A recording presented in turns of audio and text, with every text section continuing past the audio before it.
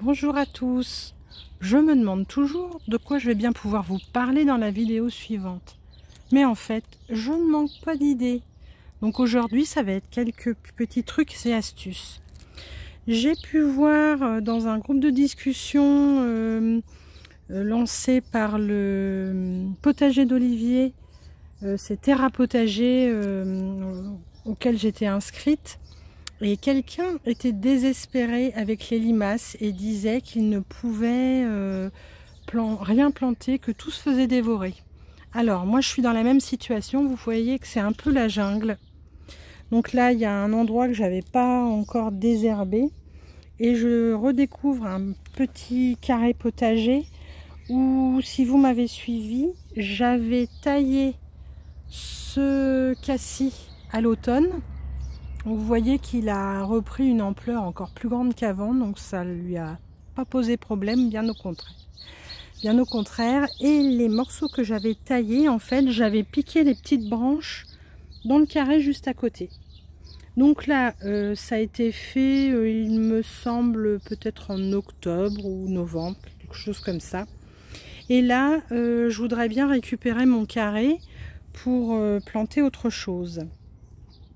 Donc je regarde, j'ai enlevé un peu les herbes qu'il pouvait y avoir et je regarde où ça en est. Et on peut voir que ça a bien progressé. Donc j'ai déjà commencé à en repiquer. Je ne vais pas vous faire une vidéo où je repique tout, mais je vais vous en montrer juste un pour que vous voyez un peu le système racinaire, la puissance, comment ça fait vite en juste quelques mois, puisque là on est encore sur le début de mai. Donc, si je sors un des pieds, regardez un peu les racines que ça a fait juste en quelques mois. Et ça a refait une petite pousse sur le côté, une en haut. Alors, il n'y aura pas de cassis cette année, mais l'année prochaine, je pense que c'est bon. Donc, en fait, je prends des grands pots comme ça, je mets un peu de terreau au fond, je mets la bouture et voilà, ça donne ça. Et je vais le mettre en pépinière, comme je dis. En fait, c'est en dehors de la serre, à un endroit qui est assez à l'ombre. Et je veillerai à ce que ça ne manque pas d'eau. Alors, je me disperse. J'avais commencé à vous parler des limaces. Et en fait, ce carré-là, est bien entendu que si je plante mes courges, courgettes, les choses que les limaces aiment beaucoup, je ne vais rien avoir. Parce que vous pouvez regarder, j'ai déjà commencé à prélever tout ce que je trouve. En fait, comme c'est un peu embroussaillé autour, alors c'est pas forcément bien de mettre à nu la terre, mais il y a tellement de limaces dedans que je fais ça. Moi, c'est mon petit conseil qui correspond à ma configuration. Donc, je commence par retirer les herbes, je les déracine, je les enlève. Je prélève les plus grosses limaces ou les plus petites, tout ce que je vois au fur et à mesure que je prélève. Je mets dans une petite boîte. Alors je les élimine pas, je les tue pas. Je vais les mettre dans la nature, au pied d'arbres, pas chez les gens évidemment. Et au bout de 5-10 minutes, en fait, il faut regarder à nouveau son sol. Et vous pouvez constater que les limaces qui étaient dans le sol ont été dérangées par le désherbage. Alors au début je les voyais pas toutes, mais là on peut voir que ça ressort. Donc là c'est une petite loche blanche. Donc je reprélève, celle-ci elle est plus grise. Je reprélève tout ce que je trouve en regardant. Bon là la coquille est vide, donc je peux la laisser.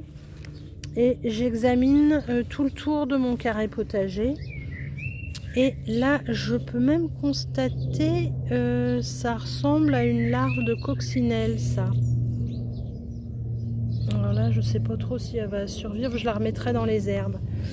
Et du coup, je vais faire pareil dans mon carré potager. Alors, j'ai des framboisiers. Je sais pas pourquoi cette année, ils prennent de l'ampleur. Et en fait, ils remplissent mes carrés potagers. J'arrête pas de les enlever des carrés potagers, mais ils reviennent.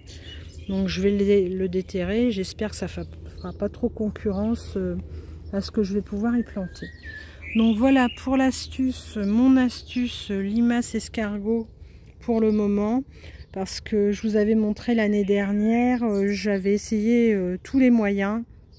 Et en fait, les limaces allaient quand même manger les salades. Donc ce que je trouve le plus efficace, c'est quand même de les prélever sur plusieurs jours d'affilée. Alors il faut être sur place évidemment, ce qui n'est pas toujours mon cas. Mais en les prélevant comme ça, hier j'ai fait ça sur le carré là-bas. Alors je vais vous y emmener. Hop. Donc là j'ai planté mes tomates. Et si vous m'avez suivi, j'avais fait des petits pots de fleurs mellifères. Donc je les ai séparés, je les ai repiqués. Mais alors ça, les limaces les adorent. Donc là, vous pouvez constater que je n'ai pas mis de tulimaces. J'ai fait le même principe autour. J'ai remis les végétaux au sol, par contre, ici, pour pas laisser... Et je vais regarder si des limaces sont revenues. Mais a priori, il n'y a pas l'air d'en avoir trop. Donc j'ai prélevé la valeur de deux pots hier de limaces et d'escargots. Et là, apparemment, ça a passé la nuit sans se faire dévorer. Les tomates vont bien. Donc je les ai déjà mis en terre parce que normalement, on attend les seins de glace jusqu'au 11 mai. Mais j'ai regardé la météo et en fait, il n'y a pas de gel du tout d'annoncé. Ça descendra pas en dessous de 6 ou 7 la nuit. Donc du coup, là, je peux y aller sans problème.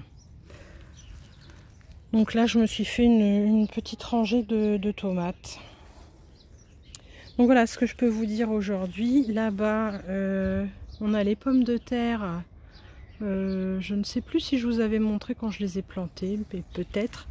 Donc là, elles sont bien belles, elles n'ont pas gelé. Contrairement aux toutes premières que j'avais fait en février, elles ont pris un coup de gel. Je vous les montrerai une autre fois, mais là, elles sont en train de repartir. Donc, c'est pas perdu. Et puis là, pendant que j'y suis, c'était les petits pois. Alors là, rien du tout. Ça ne veut pas pousser. Cette année, nous n'aurons pas de petits pois. Par contre, les fèves ont bien progressé et là, elles sont en fleurs. Là, j'ai le deuxième cassis. Celui-là, je l'avais un peu moins taillé, mais il est vraiment envahissant.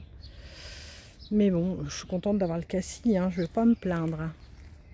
Donc voilà, pour le rapide petit tour. Là, j'ai encore les anciennes bêtes qui vont être à enlever bientôt parce qu'elles sont en train de monter. Elles me prennent beaucoup de place, mais bon, on s'en régale encore.